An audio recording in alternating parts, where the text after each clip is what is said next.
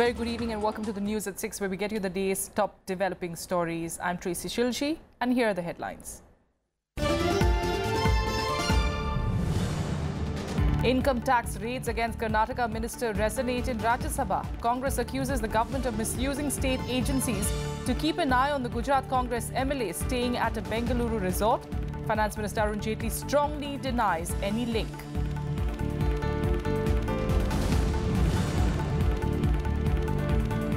The Income Tax Department conducted searches at multiple locations in Delhi and Karnataka related to Karnataka Energy Minister D.K. Shivakumar.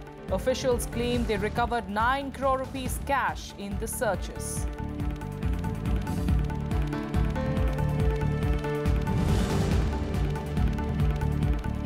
Softening inflation prompts the Reserve Bank of India to slash repo rate by 25 basis points at 6%. The rate is the lowest since November 2010. RBI keeps growth forecast unchanged at 7.3% for the current fiscal.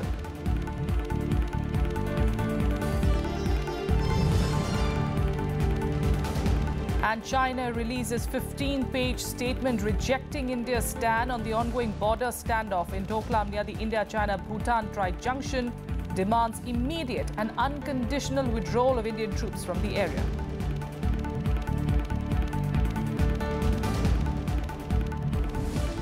Top story this evening, the issue of income tax raids against the Karnataka minister on Wednesday morning resonated in Rajya Sabha in a big way.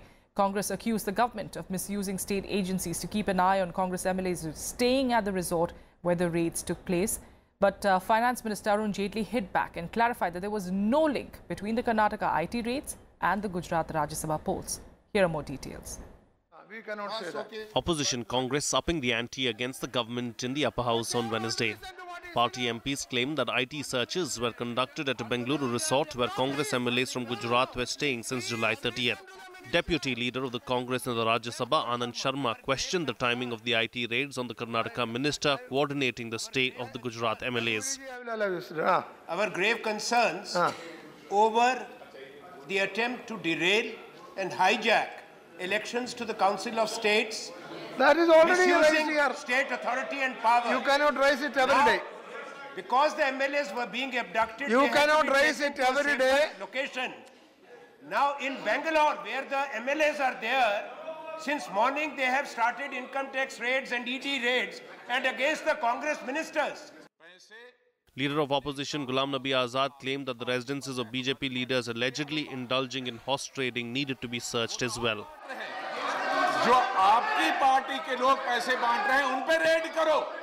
ये जो 15 करोड़ लोग 15 crore offer कर रहे हैं उन पे उनके घर पे रेड करो। ये इलेक्शन फ्री एंड फेयर होने चाहिए एंड विदाउट फेयर होने चाहिए।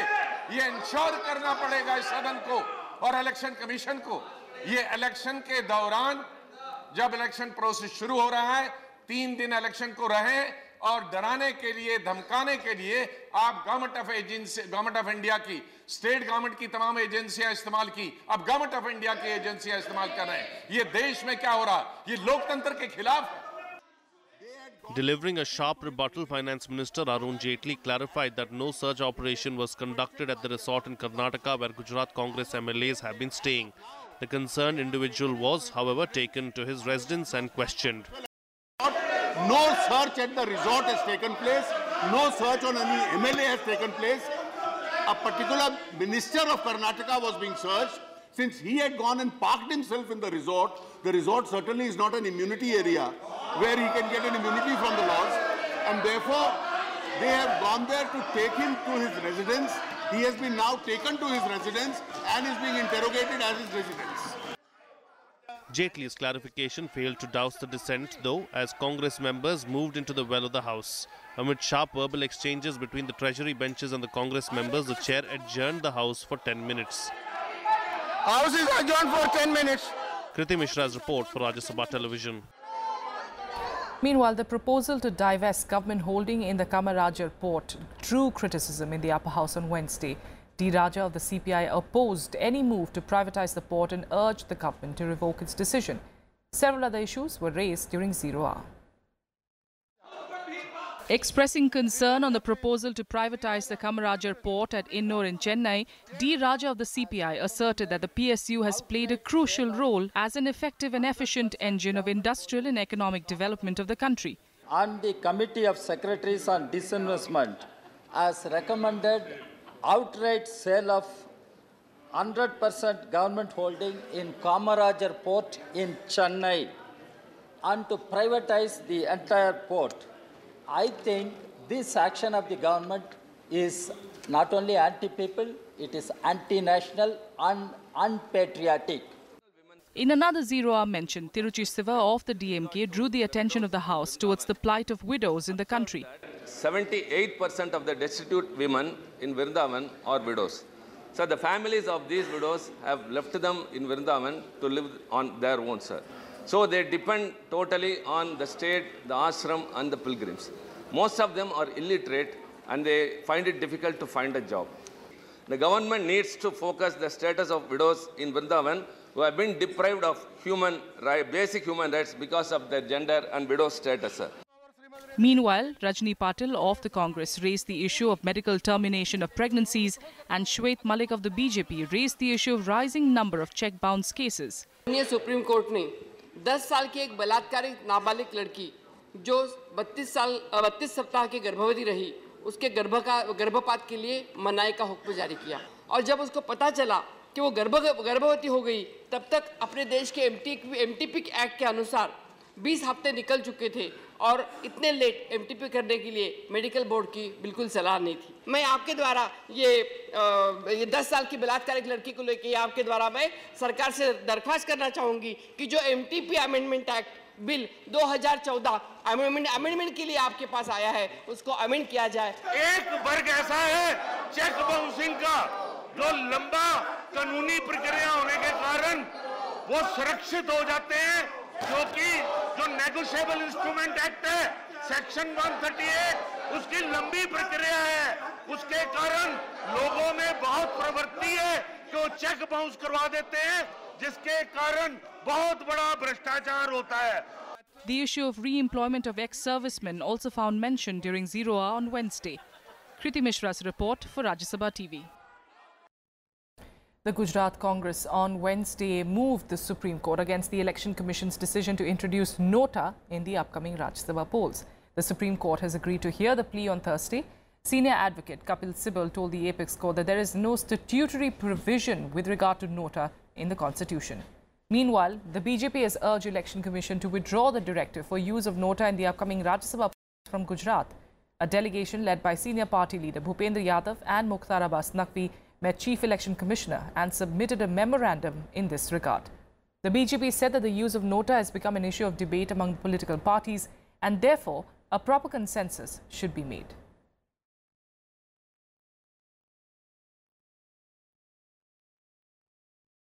अभी जो राज्यसभा के चुनाव में नोटा जो बैलेट पेपर्स पे डाला गया है उसको लेकर के कई तरह के कन्फ्यूज़न खड़े हुए हैं क्योंकि राज्यसभा का चुनाव इनडायरेक्ट होता है और इनडायरेक्ट चुनाव में नोटा का प्रोविज़न जो मूल भावना है राज्यसभा के चुनाव की उसको कहीं ना कहीं नुकसान पहुंचाता है। इसको लेकर हम लोगों ने मांग की है कि नोटा तत्काल ख़त्म किया जाना चाहिए और यही नोटा ख़त्म करना निष्पक्ष भयमुक्त माहौल में चुनाव के लिए ज़रूरी है। The Income Tax Department conducted searches at multiple properties of Karnataka Energy Minister D.K. Shivakumar on Wednesday, an issue that was of course resonated in Rajya Sabha as well. Raids were conducted at the minister's Delhi residence from where taxmen claimed to have recovered at least 9 crore rupees in cash. The opposition Congress questioned the timing of these raids, which come at the time when Shivakumar is hosting a team of Congress MLAs from Gujarat to prevent defections ahead of the Rajya Sabha elections on the 8th of August. A slew of raids conducted by the Income Tax Department on the properties of Karnataka Energy Minister D.K. Shivakumar in Bengaluru and Delhi. Searches were also conducted at the Eagleton Resort in Bengaluru, where Shivakumar had been hosting 44 party MLAs from Gujarat. The IT department said the searches were in connection with the tax evasion case against the Congress minister. The party, however, alleged a political witch hunt by the centre. Clear case of political vendetta, because they are not informed the state police. They didn't inform the state police And without informing the state police, they are doing, because of they can do now after the finance bill, they put a provision on like these all this agencies as used for political vendetta, for attacking political enemies and opposition parties. Bharatiya Janata party जो राज्यसभा चुनाव में गुजरात में कुछ नहीं कर पाया, हमारा MLAs को पोचिंग करने का कोशिश किया। जब एमएलएस अपना इस पे दूर चले गया तो उधर जाके सेंट्रल फोर्सेस को मिसयूज करके हमारा एमएलएस को थ्रेटन करके और कांग्रेस लीडर्स को टेरराइज करके ये लोग अपना जीत हासिल करने का कोशिश कर रहा है। और ये जो नरेंद्र मोदी जी की सरकार, जो केंद्र सरकार के जो पैरामिलिट्री फोर्सेस है, उसको यूज कर रहा है हमारे एमएलएस को थ्रेटन करने के लिए। ऐसा टेरराइज करने के लिए कुछ फायदा नहीं होगा। अरे कानून नियम सब तोड़ के आप वहाँ जाके ये सरकारी तानाशाही और गुंडागर्दी से आप क्या सोचते कि हम डरेंगे? महंगा पड़ेगा ये सौदा। Congress leader and political advisor to Sonia Gandhi, Ahmed Patel, said the income tax rate showed the utter desperation of the BJP to win one seat in the upcoming Rajya Sabha polls in Gujarat. Karnataka Chief Minister Siddaramaiah described it as a political conspiracy. In a series of tweets, he accused the BJP of vindictive politics and said his party won't bow down to intimidation. Congress workers even staged a protest in Bengaluru. The centre, however, maintained that it's just action against corruption. यदि कोई corruption, black money में उलझा हुआ है, वो Congress party उलझी हुई है।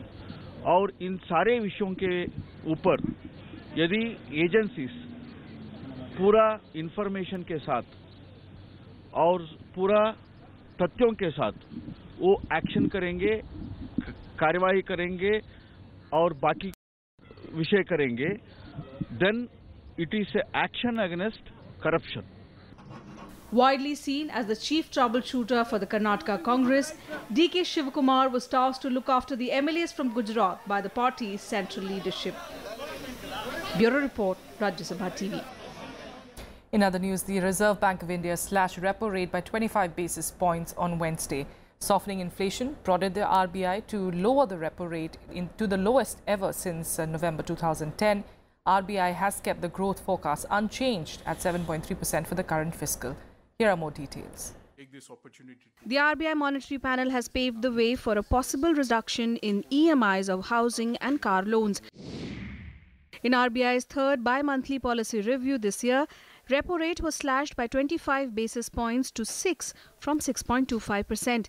The RBI also cut reverse repo rate, the rate at which the central bank borrows money from commercial banks, by 25 basis points to 5.75% from 6%. The quantum of cut on Wednesday was, however, not unanimous. 4 members of RBI's Monetary Policy Committee voted to cut rates by 25 basis points, 1 voted for a 50 basis points cut, and 1 voted for leaving rates unchanged. Based on the outturns and our projections going forward, and we felt that a 25 basis point cut while keeping the stance neutral was something that we should be doing at this juncture. The central bank also noted that a normal monsoon coupled with effective supply management measures may keep food inflation in check. It also said that prices of LPG and kerosene are set to rise with the calibrated reduction in subsidy, cautioning that the implementation of farm loan waivers by states may result in possible fiscal slippages. New lending, the transmission has been much stronger, especially in those segments where there is a lot of competition. So, housing loans and personal loans where the NBFCs also play a big part. However, the rate cut failed to enthuse markets as the Sensex and Nifty ended lower after hitting record highs earlier in the day. The Sensex ended down by 98.43 points at 32,476.74 and the 50-share NSE Nifty closed lower by 33.15 points at 10,081.50. The cut in rates comes against the backdrop of slowing credit growth and low inflation. RBI last changed policy rate with a 25 basis points cut in October last year. Kriti Mishra's report for Rajya Sabha TV. The Jammu and Kashmir police will approach the Pakistan High Commission to hand over the body of Lashkar-e-Toiba terrorist Abu Dujana, who was gunned down in Kashmir on Tuesday. The state police headquarters will approach the Home Ministry to take up the matter with the Pakistani High Commission. It will be the first time that the Pakistan High Commission will be asked to claim the body of a terrorist killed in Kashmir Valley. Dujana was killed in a well-planned operation by a joint team of the Jammu and Kashmir Police, the Army and CRPF in Pulwama district of South Kashmir. And now let's take a look at some other national news updates in Nationwide. Goa Chief Minister Manohar Parrikar filed the nomination for the Panaji Assembly By-poll that is slated to be held on the 23rd of August. The by-polls follow the resignation of BJP sitting MLA Siddharth Kunkolienkar and Congress's Vishwajit Rane from the Panjim and Valpoi seats.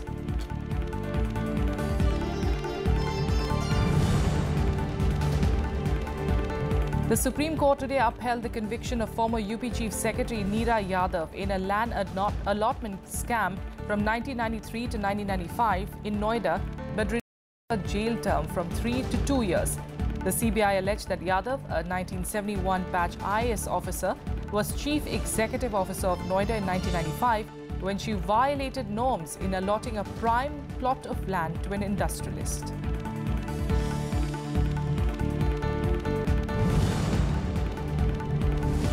Former Union Minister and senior Congress leader Santosh Mohan Dev passed away in Silchar. He was 86 years old. Santosh Dev was Union Minister for Heavy Industries and Public Enterprise in the first UPA government led by Dr. Manmohan Singh. He was elected to the Lok Sabha 7 times since 1980, 5 times from Silchar and twice from Tripura.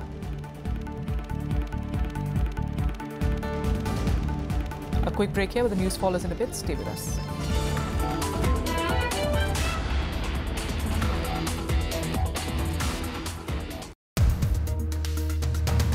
Nitish Kumar's entry into the NDA fold, will you see it as a victory of the NDA or will you see it as a victory of Nitish Kumar? Well, both. It was a very bold decision on the part of Nitish Kumar. Nitish Kumar was one person who foisted an entire anti-BJP kind of a coalition, and he had been harping over the fact that we should see a Sangh-Mukt Bharat. Whatever may be the personal philosophy of Nitish Kumar, but that was no way in consonance to the philosophy of Lalu Yadav. Lalu Yadav says that he trusted Nitish blindly but got betrayal in return. Is BJP also not scared that maybe the party faces the same kind of a music? We are not anticipating things, and I believe he's a performer. Watch to the point with Minister of State for Skill Development and Entrepreneurship Rajiv Pratap Rudy only on Rajya Sabha television.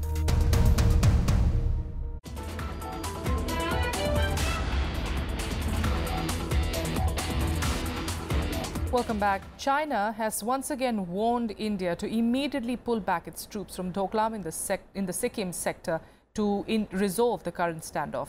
It also issued a 15-page statement with details and images questioning India's stand in the ongoing border dispute since it began on the 16th of June. China on Wednesday released a 15-page statement rejecting India's stand on the ongoing border standoff in Doklam near the India-China-Bhutan tri-junction.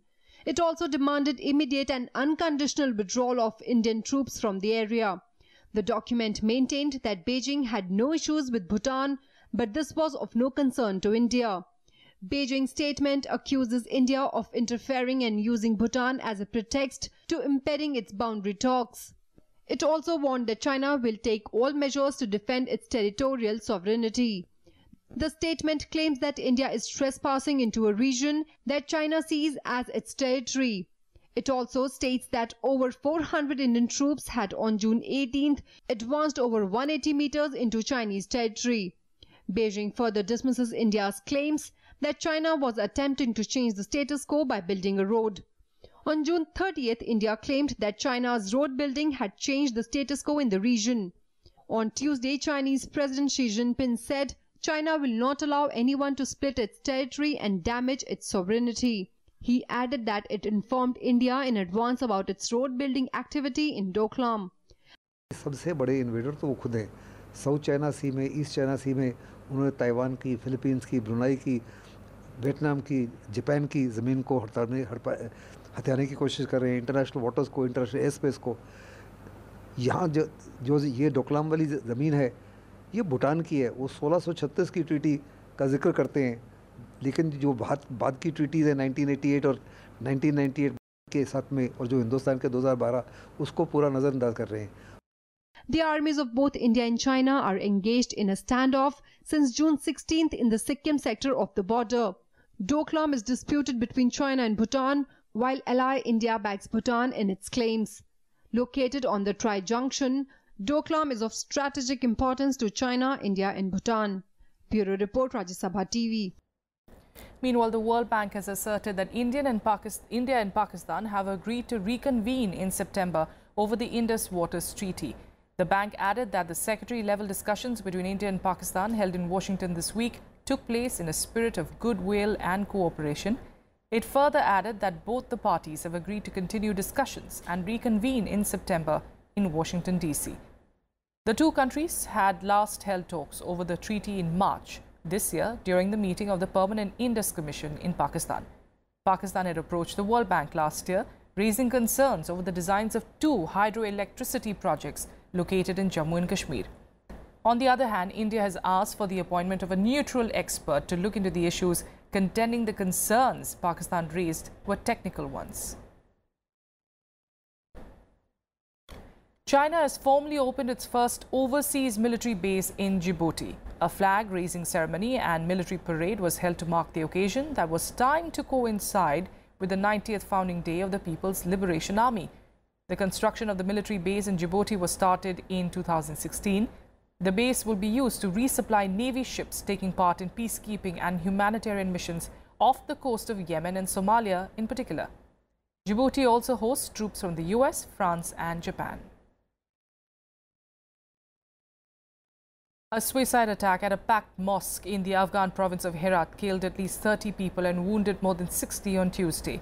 The attack, which took place in the Jawadia Mosque, coincided with evening prayers when the mosque was packed with about 300 worshippers. Officials said there were at least 2 attackers, one a suicide bomber and another who shot at worshippers with a firearm. The death toll in the attack is likely to go up. No group has yet claimed responsibility for the attack, but terror group Taliban denied any involvement and condemned the attack. The explosion at the mosque comes a day after the attack on the Iraqi embassy in Kabul, which was in fact claimed by terrorist group Islamic State. More than 1,700 civilians have been killed in attacks in Afghanistan so far this year.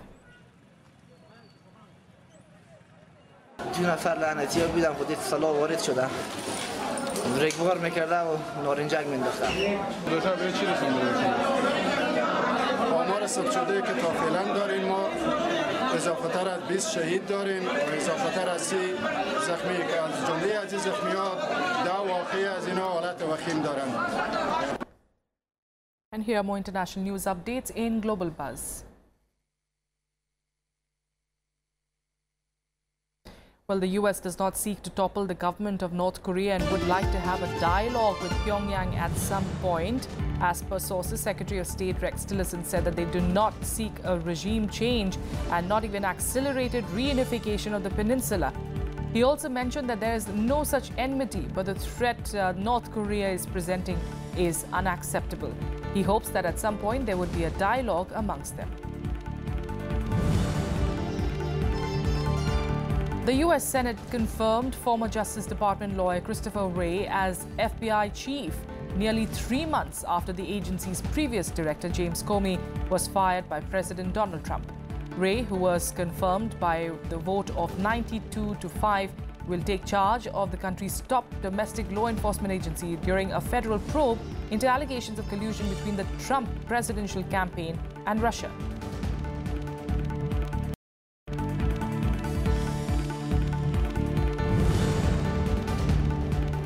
Meanwhile, diplomatic tensions between the US and Russia have escalated following the US Congress approval of sanctions against Russia and Russia's decision to reduce US diplomatic staff in the country. President Vladimir Putin announced a ban on the US embassy using specific property in Moscow. The Kremlin has also ordered the seizure of a diplomatic warehouse used by the US embassy for storage. The cut will affect the US Embassy in Moscow and its consulates across the country. Moreover, it may have an impact on Russian citizens working for the embassy.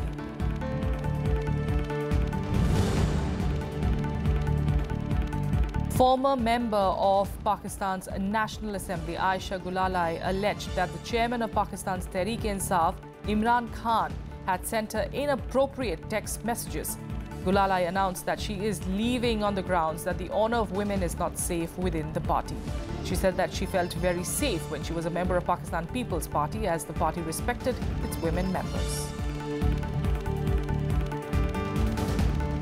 That's all we have for you in the news at 6. Thanks so much for joining us.